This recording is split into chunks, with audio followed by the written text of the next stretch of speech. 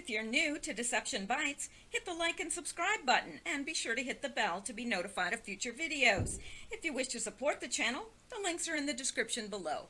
Now, fasten your seatbelt. Here we go. All right, guys, I'm back, and it is Thursday, March 14th, and it's 9:48 p.m. Eastern Time. I am getting a little bit of a late start today, and I do apologize. I'm still playing catch up from being away for a couple days, and there's just so much news and everything to catch up on. I can't believe how quickly everything is happening and just the volume of everything that's happening. So let's, I'm going to, first video, this one is going to be on March 13th drop because, again, I'm playing catch up. So that's what we're going to be looking at first. And then I will go into the drop from today, which there's been a big drop again today. So anyway, let's get started. I'm going to try being the operative word, I'm going to try to not chat as much and try to get through this because I want to get this caught up because who knows, there may be another big drop tomorrow, and you know, it just gets harder and harder to catch up because the drops are so big. So let's get going here. Now, this is from March 13th, yesterday, and there is a link here to a Twitter account, a tweet from Representative Ratcliffe, and we're going to go take a look at that now. We sure are. Here we go. Lisa Page confirmed to me under oath the FBI was ordered by the Obama DOJ not to consider charging Hillary Clinton for gross negligence in the handling of classified information. Mr. Ratcliffe, okay, so let me, if I can, I know I'm testing your memory, but when you say advice you got from the department, you're making it sound like it was the department that told you you are not going to charge gross negligence because we're the prosecutors and we're telling you we're not going to. Ms. Page, that is correct. So pretty explosive testimony there. Of course, Lisa Page is a cooperating witness. We've been told that by Q in the past. So, yeah, that's pretty important stuff there. Now, let's go on. The tarmac meeting. Days later. James Comey. No charges are appropriate. How did Hillary Rodham Clinton obtain SAP, special access programs, on her personal servers? Access to SAP / SCI is recorded in a local access register or in a computer database. Where are the records? Identity of specific SAP / SCI on the server provides a target, roadmap, to review access logs to that specific program. What process and or security clearance would be required to walk away, terminal clear, with SAP SCI material electronically? Did a foreign state gain access to the server? Did a foreign state gain access to the SAP SCI material on the server? Now let's go and take a look at this because it is next here so I guess we should take this as it comes and go take a look at this link here.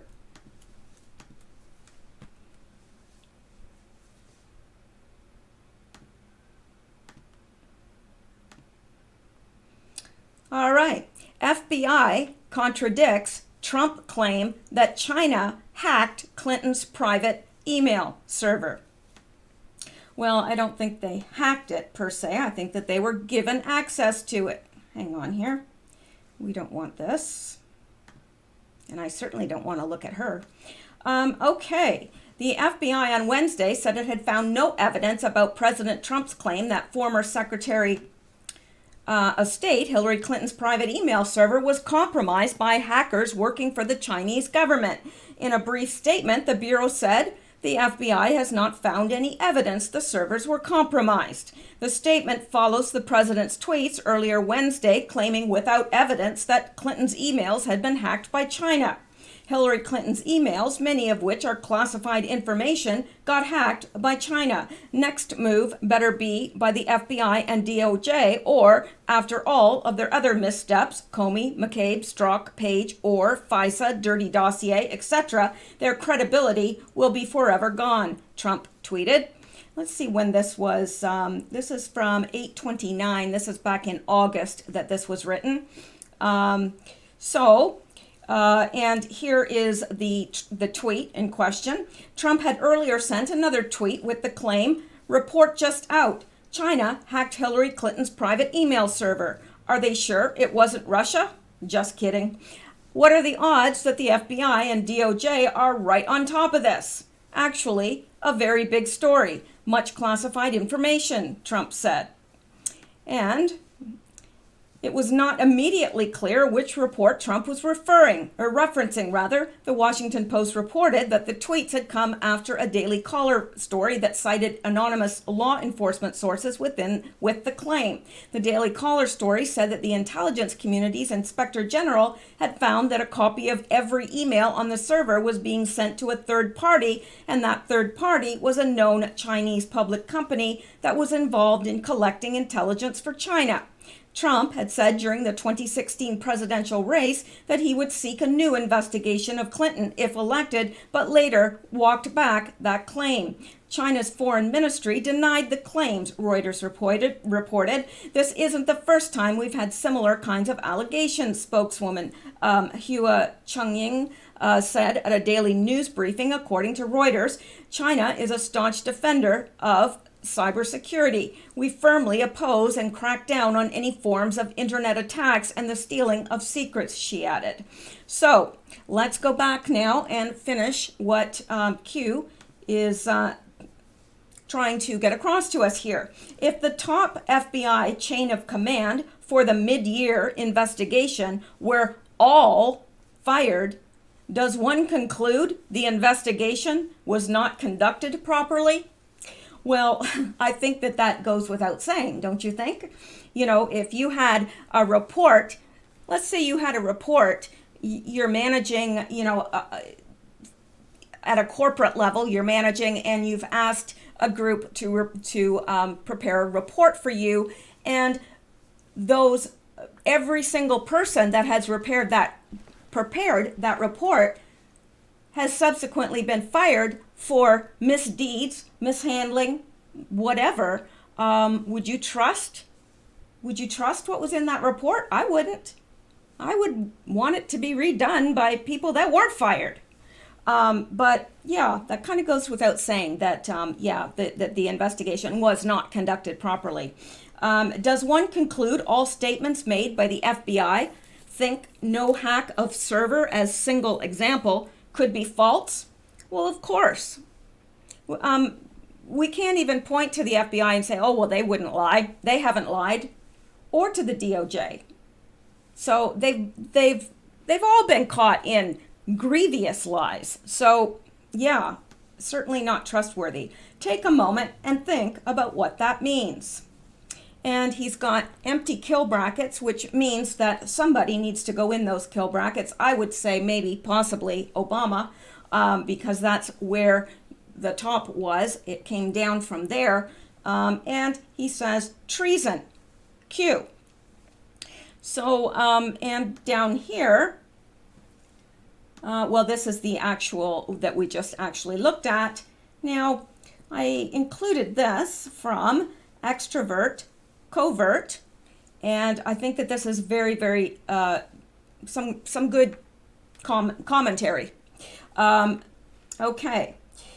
Link to Representative Ratcliffe tweet, Hussein ordered FBI not to consider charging Hillary Rodham Clinton. So we've got from the tweet there, we already know that Hussein ordered the FBI, told them, you're not going to charge her.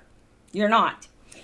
Days after and that, according to Lisa Page, Days after the tarmac meeting, Comey famously said no charges would be appropriate. Hillary Rodham Clinton recklessly placed an unknown quantity of top secret and SAP intelligence on her private email server with breathtakingly weak security, the very existence of which violated clear-cut rules. The IT that were involved worked without records. If they exist, their records may well be in Hussein's library. The setup was the ground zero location of pay to play, and those that paid obtained passwords to access the stored data. And we already know that. Those of us that have been following this for a year and a half or longer know that that was what the deal was, is that she placed this very, very sensitive information on her server, which had the security of, a broken down barn. And the Chinese or whoever were paying into the Clinton Foundation as a donation of sorts to gain access. And they would be given the password or passcodes or passkey or whatever to get into that information that they were seeking. So hence pay to play. Link to the Hill, FBI contacts Trump FBI contradicts Trump's claim that China hacked Clinton's private email server. In the strictest sense, that may be true. Doubtless, like other nation states, they were simply given access. The mid-year investigation wasn't an actual investigation, such as the agency involved would pursue. Hussein had said no charges, and thus the end result. The whole string of events means that high-level officials conspired knowingly, covering multiple times for Hillary Rodham Clinton. In the least, it was sedition. In actuality, we're talking about the sale of state secrets. This can be thought of as nothing less than treason and should be handled as such. 34 spaces within brackets. Now, I'm not sure where he's getting 34 spaces within the brackets, because that doesn't look like there are 34 spaces within that bracket. So not sure where he's getting that from. But that is that, and let's move on. It seems to me that the drops that are coming now seem to be much more substantial and seem to be pulling together a lot of stuff that we've known. We've got this information, and it's been hard to put it all together in a puzzle. But now Q is helping us to fit the puzzle pieces into place. We have this knowledge, this knowledge, this knowledge, this knowledge, but they go over here, and this goes over here. And he's kind of bringing this all together for us now. At least that's how I look at it. The drops are much more substantial, and they seem to tie a lot of stuff together for us. Now, let's go up to the next one, and it's the exact same. He's referencing the post that we just looked at, and beneath it, he has provided us with the FBI chain of command for the mid-year investigation. And we can see that these people are gone. So, yeah, I think it's pretty safe to say that the investigation was mishandled. And not only that, when the top guy says, okay, well, yeah, go ahead and look into it, but there aren't going to be any charges. We're not going to charge her. Well, what's the sense in going through the motions of the investigation to begin with? That's a waste of time, taxpayers' money, and everything, because Obama had already said, well, we're not going to charge her. So why even go through the motions of making the optics appear as if you are investigating? So, yeah. Now, let's go on to the next one. Now, this has a link to Donald Trump's Twitter page and his tweet, and I've clipped that out for us to save a little bit of time. The just revealed FBI agent Lisa Page transcripts make the Obama Justice Department look exactly like it was, a broken and corrupt machine. Hopefully, justice will finally be served. Much more to come.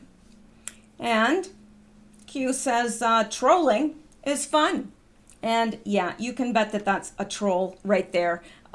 He's rubbing this in because now that some of this stuff is coming out, transcripts and so forth, and we're able to see exactly what was said, I think that the deep state is probably having a few panic attacks, maybe having a little bit of diarrhea, upset stomach, could use some Pepto-Bismol. Perhaps we should donate some to them because probably their money has been confiscated. Anyway, trolling is fun. Panic is good. Panic increases the rat population. Paid shill brothers, majority of time on top of POTUS Twitter feed. How is that mathematically possible given volume? Coordination between shills and Twitter? At Jack, he or she who laughs last. And then he put, nobody is safe. Q. Now, I'm not exactly what he's saying. Paid shill brothers. Majority of time on top of POTUS Twitter feed. How is that mathematically possible given volume? Coordination between shills and Twitter. Well, I'm pretty sure that there probably is a coordination between shills and Twitter. I guess he's saying that the shills are always on top of whatever he tweets, and they are. If you go to his Twitter page and you read his tweets and then read beneath it, unbelievable. It will make you feel sick to your stomach, I promise you. So if you just ate, don't do it.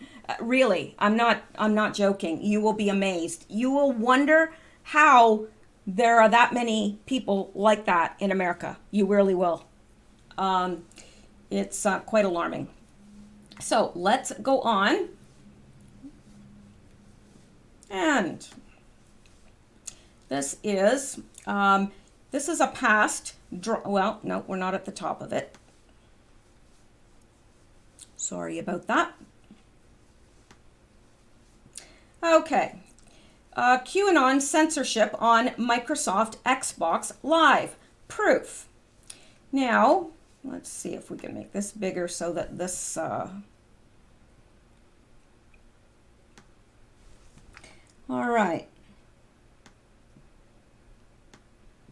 Just after Q, yeah, remember that back it was in August actually, and Q was saying how they were communicating with each other through Xbox chat logs. They were, able to communicate with each other. Now, I don't have an Xbox. I've never played Xbox. I don't know how it works, but somehow there's ways to chat within it. Apparently, I don't know. But anyway, once Q mentioned this, Xbox came down immediately. And that was very, very, very suspicious because he drops this and immediately Xbox goes down everywhere. And what he said was text, emails, Gmail data, Gmail, ham communications, PX, Xbox chat logs. That was the way that he was saying that they were, one of the ways that they were communicating. And then somebody said down here, well, Q said, anyone have problems with their Xbox Live account shortly after the drop yesterday? Purge. How many coincidences before mathematically impossible? And that's exactly what happened. It went down and they were probably purging like crazy, purging those files, purging those chat. But the thing is, remember, Q has said, we have it all. We have it all. So they can try to erase whatever they want, but they've got it. They've got it all. So let's go down here. And of course, Q said, do you believe in coincidences? Nothing to see here, Q. And then beneath it, he placed this as well, and it's a screenshot. Xbox Live is down, so how will teens yell at me now? That is just something he clipped out of somewhere. And says, for anyone questioning if this happened or not. Well, it definitely happened because I remember it, and it was in the news, and I remember Q commenting on it the next day in his drop. So yeah, it definitely happened. Then beneath that, we've got something very interesting, and Q is linking these two together for us for a reason. So let's go take a look at this. And Q is telling us why this went down. All right, Facebook, Instagram were down. Facebook, Instagram were down most of Wednesday around the globe for many users. Having trouble accessing Facebook or Instagram on Wednesday? You weren't alone. The massive popular social network started having problems at around noon Eastern time, with issues popping up across Facebook proper, Facebook Messenger, and Instagram around the world. The service outage is one of the longest Facebook has ever experienced. After being out much of Wednesday, Facebook began to come back to life early Thursday morning after midnight Eastern time for many users. As of publication, service has not yet been fully restored, but some users are able to access it more than others. Rob Lethern, Facebook Director of Product, tweeted early Wednesday afternoon, officials were also aware that people are experiencing issues with access to our ad interfaces. We'll share an update as soon as possible. Where are we here? Around 9:30 p.m., Lethern tweeted, I don't have any update yet. A Facebook spokesperson told USA Today that as of 10 p.m. Eastern Time, there's no update on when the service will be fully restored.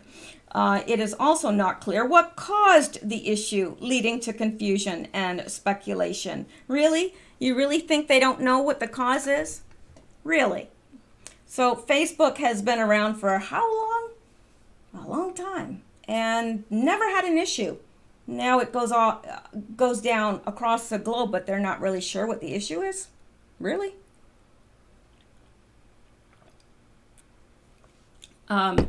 Roland Dobbins, an engineer with network performance firm NetScout, said Wednesday that the outage was due to an accidental traffic jam issue with a European internet company that collided with Facebook and other websites. That doesn't even sound believable. While not malicious in nature, such events can prove disruptive on a widespread basis, he said.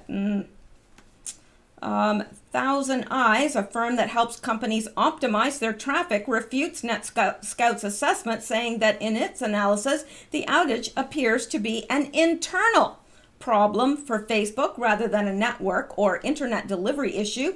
Thousand Eyes looks at issues from the user's vantage point. Alex Henthorne Iwane, Thousand Eyes vice president of product marketing, said in a statement provided to USA Today. He adds that when the firm was looking into Facebook issues, it was not seeing any BGP changes that are affecting connectivity, packet loss, or latency. Since Facebook owns its own backbone network, it's not clear. We don't have insight as to how an external transit route issue would cause a disruption within the internal Facebook network. Well, it wouldn't. Some users of Facebook-owned WhatsApp reported having issues sending photos on the popular messaging app. As with nearly every Facebook outage, users headed to Twitter with the hashtag #FacebookDown, quickly becoming the top trending topic in the United States. So, not going to read any more of that. Okay, it was down. We all know it was down. Let's go back, see what Q is saying. Now, Q is obviously tying this into what happened to Xbox. Xbox went down so they could purge those records as soon as they were aware that it was being dropped on 8chan by Q. Now, the same thing, what has Q been talking about lately? Facebook, DARPA, LifeLog, right? Now, I think it went down so they could purge any connection between Facebook and LifeLog or DARPA. I don't know, but they were purging. They were definitely purging. And Q asks, how much more obvious can any of this be? Think LifeLog dump. Q. Well, I would tend to agree, not just because Q is saying that, but it seems to be the obvious reason, because it seemed odd to me that Facebook was down right after Q was talking about Facebook, LifeLog, and all. He's been talking about Facebook a lot lately. And what happens? Facebook goes down. Longest outage ever in the history of Facebook. So, and the reason they give for it being down isn't even believable. So, I mean, isn't even believable to people that aren't tech savvy, let alone people that are. Anyway, let's go on. Now you know what happened to Facebook on Wednesday. I'm not a Facebook fan. I don't spend much time there. Alrighty, and here we are at the next one. And it has a link to an article on Fox News. Now let's go take a look at this first.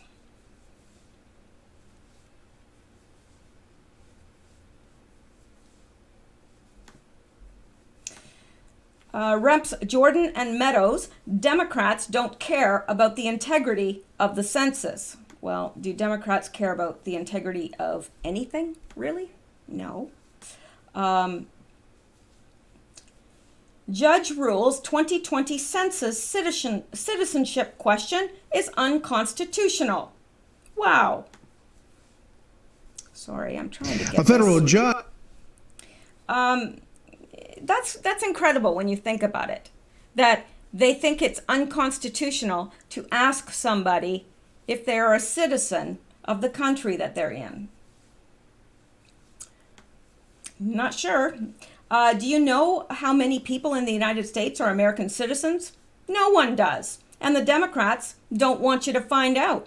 For nearly 150 years, the United States asked people whether they were citizens when filling out various census forms. Thomas Jefferson first proposed the idea in 1800. A citizenship question was added to the official census in 1820. The question was consistently asked until 1960. In December of 2017, the Trump administration added the question back to the survey. Democrats were furious when news broke that the citizenship question would be added to the 2020 census. They argued that adding the question to the 2020 census could scare away millions of immigrants from filling out their mandatory surveys. Several liberal states immediately sued the Trump administration, mistakenly arguing that the administration had acted arbitrarily when it added the citizenship question back into the survey. The case now awaits its fate in the Supreme Court, but that isn't stopping the Democratic-led House Oversight Committee from calling Commerce Secretary Wilbur Ross to testify about the administration's decision on Thursday. Such a hearing is designed to interfere with the ongoing Supreme Court case. The inappropriateness of this is not a partisan issue. Even President Bill Clinton's Assistant Attorney General, Robin Rabin, warned that holding a congressional hearing in the midst of litigation creates the risk that the court will be swayed by undue political and congressional influence. All of this begs the question, why wouldn't we want to know how many American citizens live in America? That's a good question. Why wouldn't we? Asking a citizenship question is common when filling out government forms. For instance, states throughout the country ask people whether they are citizens when getting a driver's license, applying for college, and registering to vote. The truth is, Democrats don't care about the integrity of the census. To them, political calculations are more important than the population count. Democrats believe that asking the citizenship question on the census will cause them to lose power in Washington. This is because the census is used to reapportion congressional seats, and Democrats know that. Congressional apportionment, according to the population of citizens rather than total population, will cause them to lose seats in Congress. Democrats need the votes of non-citizens to survive as a party. That's why Democrats across the country are already campaigning for non-citizens to vote in U.S. elections. Last October, liberals in San Francisco began allowing undocumented immigrants to register to vote in school board races. Last January, Democratic star Stacey Abrams said she wouldn't oppose non-citizens voting in local elections. Last week, 20 Democrats on the House Oversight Committee failed to affirm the idea that allowing illegal immigrants the right to vote devalues the voting power of United States citizens. The truth is, asking the citizenship question will will help protect the sanctity of the Voting Rights Act, which was enacted to prevent the disenfranchisement of minority voters. The U.S. Department of Justice maintains that it needs accurate citizenship data in order to enforce voting protections, and that it cannot get accurate data without asking the citizenship question on the 2020 census. So there you go. I'm not going to read the rest of it. That is the gist and gives us all the information we need to know. And let's go back.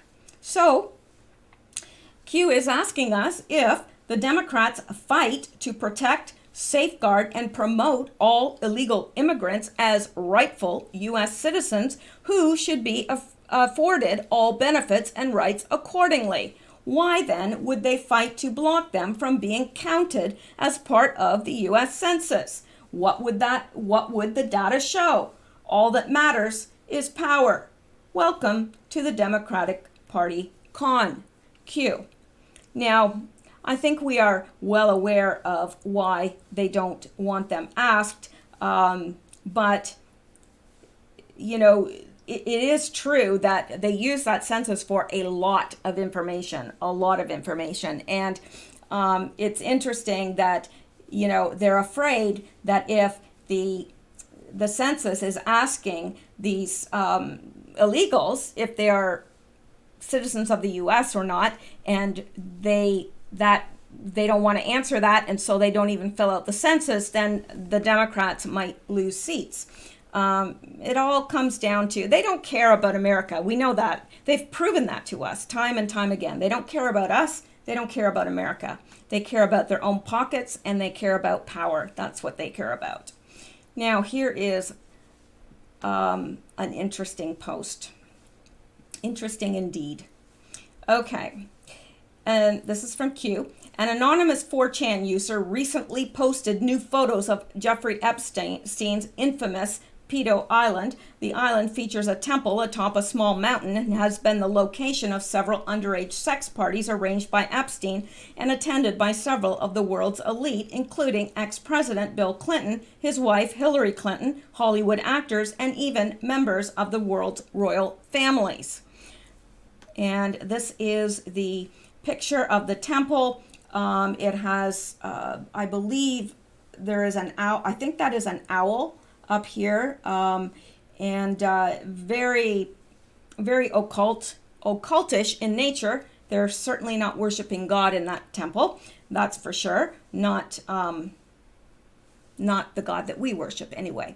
And Q is asking, normal? Q. No, definitely not normal. Not anywhere near normal. So then he's linking to Jeffrey Epstein's flight manifest, which shows who went in and who went out. And this is, I don't know how many pages this is. It's 73 pages. So there's no way we are going to go through all of this, but it might be a fun thing to do if you have time on your hands to try and pick out as many famous names as you can. So what I'm going to do is I'm going to include this link in the description, in the video description below, and you'll be able to access this yourselves and be able to check it out. 73 pages. You can download it as a PDF. Now, I will probably download it and peruse it. We already know certain names. We know that Bill Clinton, Hillary Clinton, we know that Prince Andrew was there. All sorts of people have been there. All sorts of Hollywood people, political people, royalty. It was quite the happening place, if you know what I mean. And the happenings there weren't very good. Okay, now Q is telling us this is not just about sex trafficking. 1. Will the rich and powerful influence the court to prevent the unsealing? The tale of 2. Number 1, sex resort, non-temple resort only. Trafficked and drugged underage girls. 2, occult, worship of evil in the temple And class 1 to 99, again, I'm not sure exactly what this means, class 1 to 99. Haiti, pray for the victims. Now, I'm not sure, I am sure what he's saying here. We know that underage girls were drugged, trafficked, and taken to Epstein Island. Possibly some of them did so with full knowledge of what they were doing, because, but I think that probably for the most part, these were girls that were being raped, tortured, drugged, trafficked, and possibly killed. We know that there have been people killed there. So there you go. Now, what is he saying? The tale of two. Well, it was a sex resort, but it was also occult worship. They worshipped in the temple. And then he mentions Haiti. Now, what does that have to do? Does that mean that maybe some of the people that were the kids that were trafficked from Haiti, did they end up there? And we know if they ended up there, they are now dead. Or is there another Epstein Island type thing in Haiti? I don't know. I'm thinking that he probably means that Haiti is involved in this, that what happened in Haiti is involved in this somehow, that probably those missing kids, I mean, thousands and thousands and thousands of them, they had to go somewhere. So where did they go? Maybe that's where they went. So Q is then asks us to pray for the victims, and indeed we should pray for the victims. And actually, some of the victims, unfortunately, prayers will not help them at this point because they're gone, they're deceased, and it breaks my heart. No child should know terror like that. I can't imagine as a human being, I've never been a mother, but just as a human being, I could not imagine doing something to cause the pain and torment of a child. It's beyond me. It really is beyond me. I think, honestly, if I was of the ilk to desire children sexually, I don't know. I think I would put a knife to my throat. I just can't imagine doing anything worse to a child. It's mind-boggling. All right. Okay. Now, here is the next one from March 13th. I'm sorry, whenever I talk about that stuff, it really affects me greatly, because it's one thing reading about it and you can say, oh, that's just a story, they're just making that up, or you're watching something and you think, oh, well, yeah, that's bad, but it's just a story, somebody made that up. Well, you can't even say that about this. You can't even say it's just a story, it's not real. It's real, and it's unimaginable. All right, here is the next post, and it says, lifelog problems, garbage file, Q. Now, I liked Lisa Mae Crowley's, assessment of this. Facebook, lifelog outage connected to deletion effort to destroy proof they stored everything on everybody. Garbage file equals recycle bin. With billions of users, size of repository of deleted files would be massive, which would explain long outage duration. White hats have it all. I would assume that white hats do have it all, and that any effort at this point to clean up or dump files it's of no consequence now. I think that they have what they need. They have it all. You don't think that Trump would be so cocky as he is, and I don't mean this as a criticism of him. He is a kind of a cocky guy, and that's who he is. But do you think he would be that confident and cocky if he didn't know they had it all? Because, these guys are playing dirty. So I'd be a little worried. if I was in Trump's position, which thank God I'm not, and I could never, I don't think anybody could ever do the job that he is doing right now. Really, I think he is the man for the job. But really, knowing what they're capable of, I don't think he would be walking around so cocky if he did not know for a fact they have it all. So then this is the next one from March 13th, and Q is making reference to this comment by an Anon who says, kids say they can't log into Instagram or post on Facebook. And Q responds with, the cleaning crew is active. Size equals time plus to complete. Q. So Q is just telling us what they were doing. Yeah, well, the cleaning crew, they're busy. And, the size of the job means it's going to take a long time to complete. And it did. It was the longest outage in Facebook history. So that's what they were doing. They were cleaning up files. But won't do them any good. I bet you Mark Zuckerberg's, I bet he's having a cow right about now. All right. Now, we've got another post here with a link to the New York Times, which I don't know if I can read or not, because it does have a paywall, and I know you can delete your cookies and stuff, but okay. Facebook data deals are under criminal investigation. Now, I think we're all pretty happy about that, aren't we?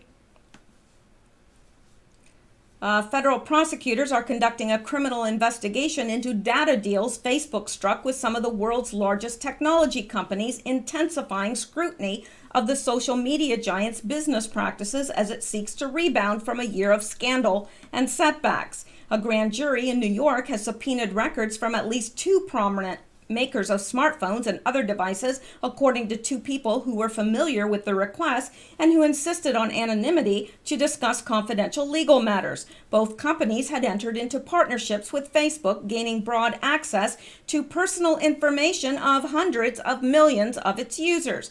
The companies were among the 150, including Amazon, Apple, Microsoft, and Sony, that had cut sharing deals with the world's dominant social media platform.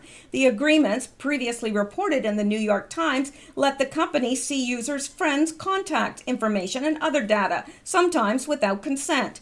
Facebook has phased out most of the partnerships over the past 2 years. We are cooperating with investigators and take these probes seriously, a Facebook spokesman said in a statement. We've provided public testimony, answered questions, and pledged that we will continue to do so. It's not clear when the grand jury inquiry, overseen by prosecutors with the United States Attorney's Office for the Eastern District of New York, began, or exactly what it is focusing on. Facebook was already facing scrutiny by the Federal Trade Commission and the Securities and Exchange Commission, and the Justice Department Securities Fraud Unit began investigating after reports that Cambridge Analytica, a political consulting firm, had improperly obtained Facebook data of 87 million people and used it to build tools that helped President Trump's election campaign. I don't think it was used for President Trump's election campaign, but the Justice Department and the Eastern District declined to comment for this article. The Cambridge investigation, still active, is being run by prosecutors from the Northern District of California.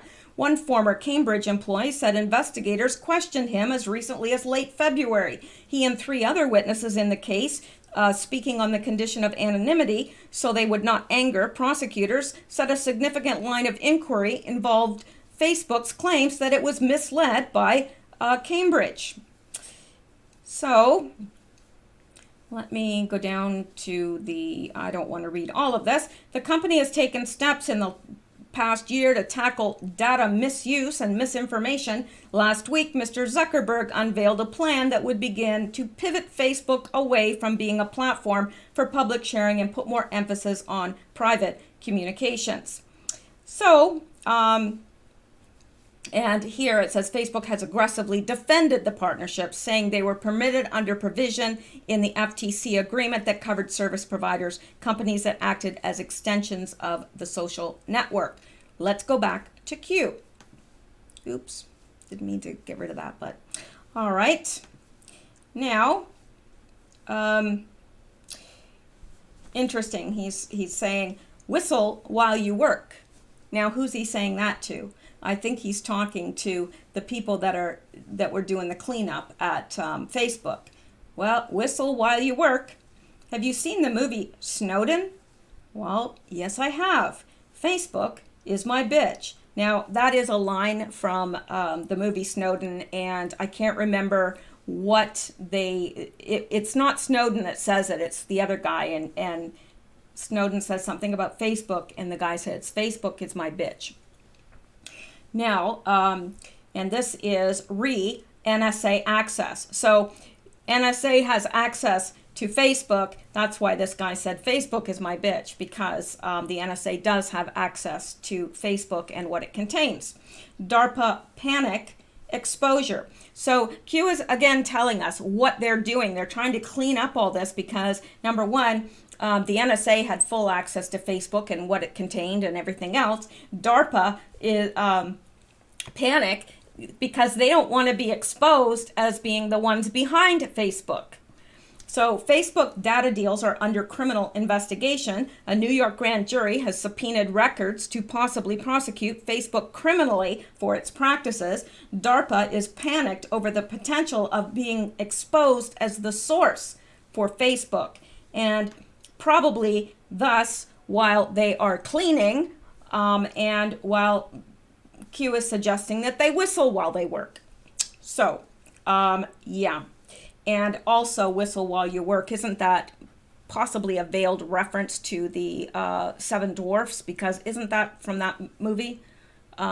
Snowden, Snow White, Seven Dwarfs, or seven supercomputers. I don't know. It could be. That's what just enters into my head anyway. And, well, we know what my head's like. So, you can't really rely on that.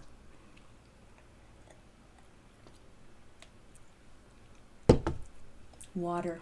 It's good for what ails you. All right. Now, we're going to look at this.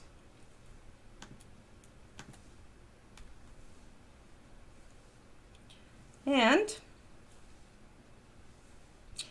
it says, today, dougcollins.house.gov/Strzok will be available for Americans to review the transcript of Peter Strzok during his interview with the Judiciary Committee. So that is good news. We are able to see that now. I have not had an opportunity to look at that because there is far too much happening and far too much to look at. But I am going to put that link in the description as well beneath the video so that if you want to go out and download it, you may do so and peruse it at your will. Or not peruse it. Whatever floats your boat. All right, so Q after that says, happy hunting. Q, well, happy hunting indeed.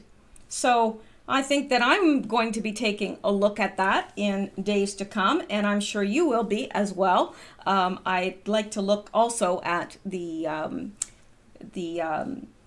Page testimony because I think that would be very interesting as well. Lisa Page. All right, and we are actually, that was the beginning of the 14th. I should have stopped one before that. So actually, the link to that will be in the video that I do next. All right, and well, I'll put it in this video too. Okay. All right, so I'm gonna pause there. We have been going for quite some time now, and I'm going to, as this is uploading, I'm going to go right on and record the drop from today. So stay tuned. Well, you probably need to go to bed soon. I know I do this far too late. I need to get up early, do this, and then do the rest of my stuff. That's what I need to do. I need to get right on that. All right. Anyway, thank you guys so much for listening. Thank you to my Patreon supporters. Thank you, thank you, thank you. And to you guys that have provided coffee. So grateful. Thank you so much. And I am I do not take you guys for granted. I am very thankful for my listeners and the people that have been listening to me long term, and those that are new friends as well. I really appreciate you guys. I think I have a great group of people, and the people that friends and so forth that look through the comments say, "My, they're so polite." And really, that's a testament to you all. So anyway, I am going to stop there so that I can get to the 14th today and get us caught up, ready for tomorrow. So talk to you soon.